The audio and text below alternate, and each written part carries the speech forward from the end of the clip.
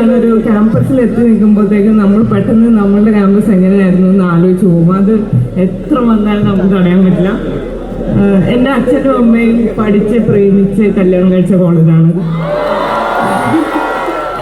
അതുകൊണ്ട് തന്നെ ഒരുപാട് മഹാരാജാസ് കഥകൾ കേട്ടിട്ടാണ് ഞാൻ വളർന്നിട്ടുള്ളത് കുട്ടിക്കാലം മുതലേ.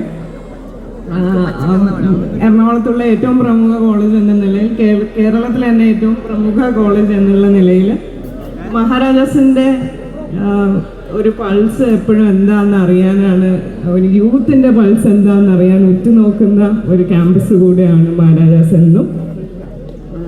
അതിൽ നിങ്ങൾ അടിപൊളിയാണ്, ഒരു രക്ഷയില്ല. ഓക്കെ, ഇപ്പോഴും ഒരു സിനിമ ഇറങ്ങിയാലും നമ്മൾ എന്താണ് യങ്സ്റ്റേഴ്സിന്റെ വൈബ് എന്നറിയാൻ നോക്കണമെങ്കിൽ ആദ്യം നോക്കുന്ന ക്യാമ്പസ് മഹാരാജാസാണ്.